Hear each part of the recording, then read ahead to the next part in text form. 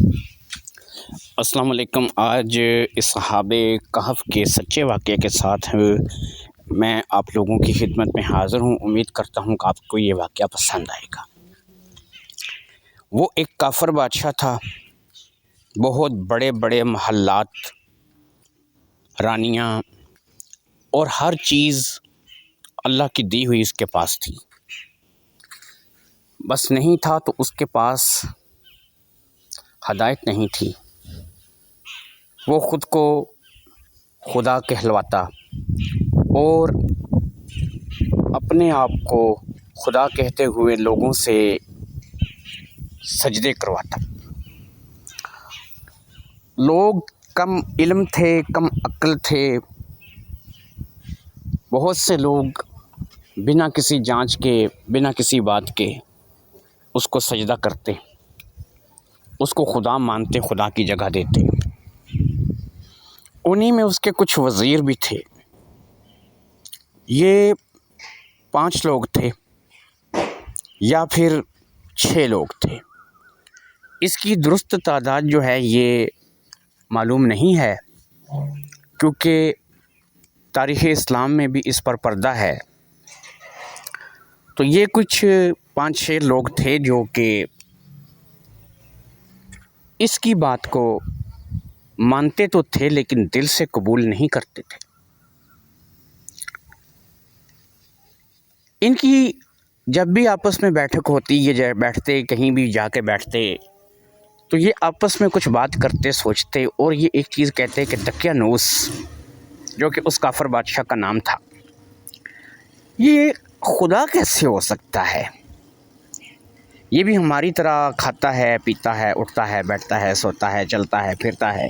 یہی اس کی زندگی، اس کے ساتھ بھی نظام ہے، اس کو بھی نیند آتی ہے، اس کو بھی جو ہے وہ تھکاوٹ ہوتی ہے۔ تو یہ جو ہے اس میں اور ہم میں فرق کیا؟ یہ خدا کیسے ہو سکتا ہے؟ کیا خدا ایک کسی ایسی چیز کا نام ہے کہ جو اتنا مطلب کہ بے جان اور اتنا کمزور؟ تو یہ ان کی آپس میں گفتگو ہوتی اور وہ اس چیز پر کبھی بھی مطمئن نہیں تھے کہ دقیانوس کوئی خدا ہو سکتا ہے۔ ارد گرد کے اور بھی بہت سی ریاست تھیں، بہت سارے بادشاہ تھے، بہت سارے لوگ تھے۔ دقیانوس اگرچہ بہت طاقتور بادشاہ تھا، لیکن دقیانوس سے بھی زیادہ طاقتور لوگ موجود تھے۔ ایک روز محل میں ایک آدمی انتہائی گھبرایا ہوا آیا اور اس نے دقیانوس کو خبر دی کہ بادشاہ حضور، مجھے معلوم ہوا ہے کہ فلاں بادشاہ ہم پر حملہ کرنے والا ہے۔ یہ خبر سن کر دقیانوس کا رنگ فک ہو گیا۔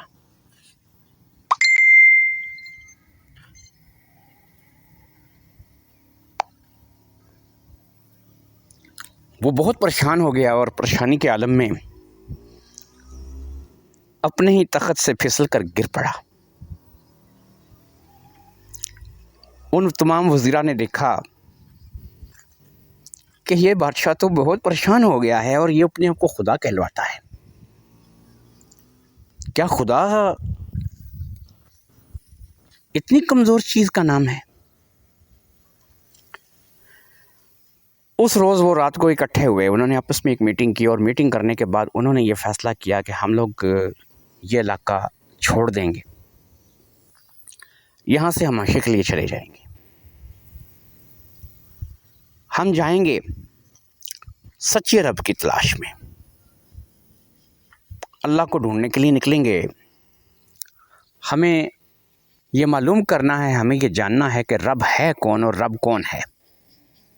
ہم اللہ کے بارے میں جاننا چاہیں گے اور ہم اللہ سے ملاقات کرنا چاہیں گے۔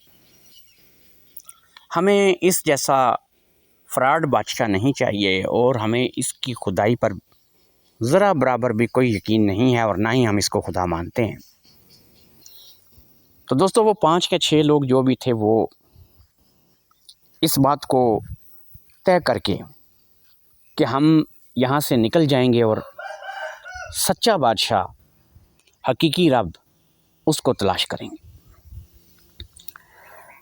وہ نکل کھڑے ہوئے جیسا کہ انہوں نے طے کیا تھا، اور پھر ایک انجانی منزل کی طرف ان کا سفر جاری ہو گیا۔ ڈر تھا کہ دقیانوس کے سپاہی نہ آ پکڑیں، اس لیے بنا رکے بنا کچھ کھائے پیے سفر کرتے رہے۔ کافی دن گزر گئے، مگر انہوں نے کہیں پڑاؤ کرنا، کہیں رکنا مناسب نہ سمجھا۔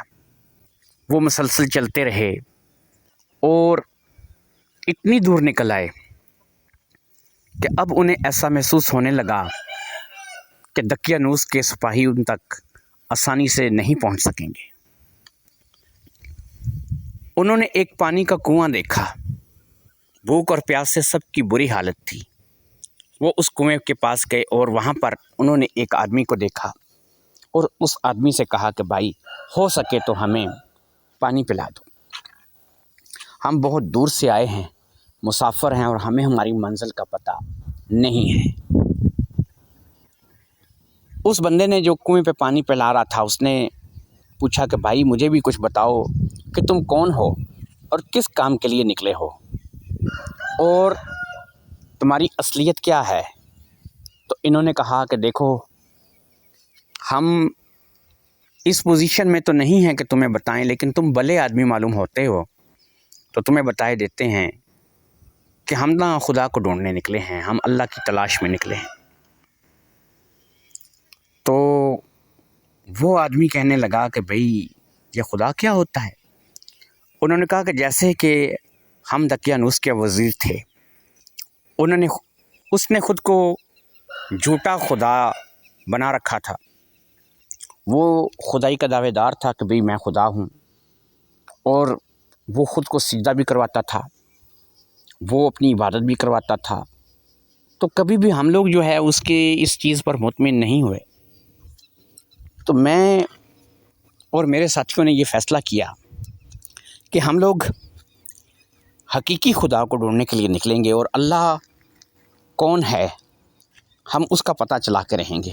کون ہمارا رب ہے، کون ہمارا مالک ہے، کون ہمارا خالق ہے، کس نے ہمیں تخلیق کیا ہے، ہم اس کا پتہ لگائیں گے۔ دوستو،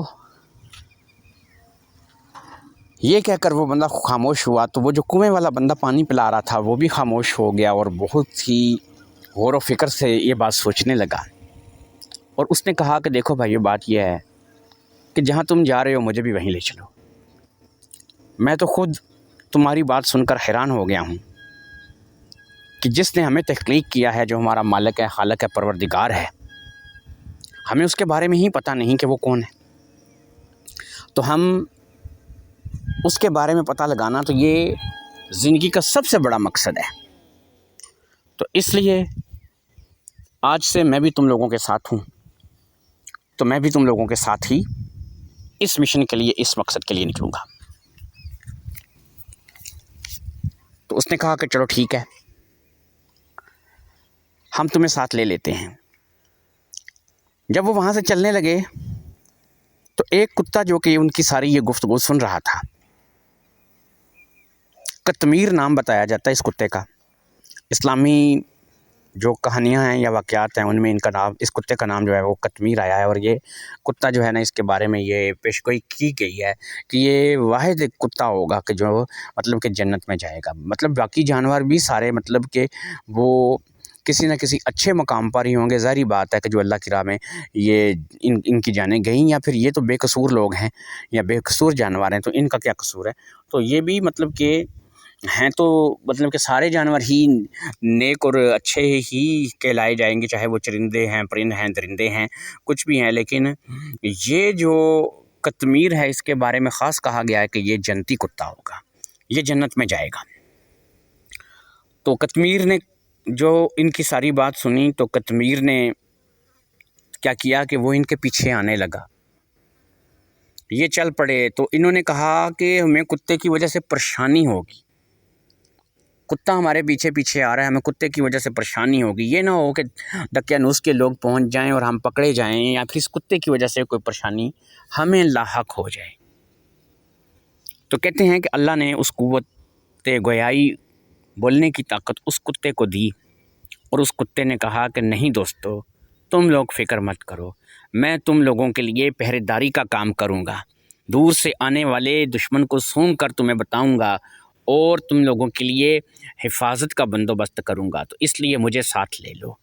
تو ان لوگوں نے قطمیر کو یعنی اس کتے کو اپنے ساتھ لے لیا، اور پھر وہ چلتے چلتے ایک ایسے مقام پر پہنچے کہ جہاں انہوں نے ایک بہت بڑا غار دیکھا۔ رات ہونے کو تھی اور کافی دن کے تھکے ہوئے تھے، تو انہوں نے کہا کہ چلو ہم اس غار میں چلتے ہیں، اور اس غار میں جا کر کے ہم لوگ سو جاتے ہیں، تھوڑا آرام کر لیتے ہیں۔ قطمیر اس غار کے دہانے پر بیٹھ کر پہرا دے گا، اگر کسی قسم کی کوئی پریشانی ہوئی تو قطمیر ہمیں اس سے آگاہ کر دے گا۔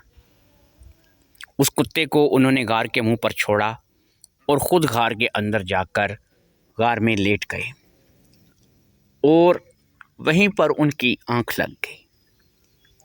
ان کی آنکھ لگی، 100 سال تک وہ لوگ سوئے رہے۔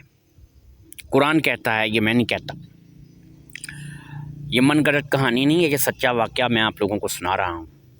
یہ ایسے نہیں ہے کہ بھئی جو ویسے آپ لوگوں کو بادشاہوں کی کہانیاں جنوں پریوں کی سنائی جاتی ہیں، یہ ایک حقیقی واقعہ جو ہے وہ بیان کر رہا ہوں کہ 100 سال تک وہ لوگ سو گئے، ان کا کتا بھی سو گیا، اور اس غار کا منہ اللہ کی قدرت سے بند ہو گیا۔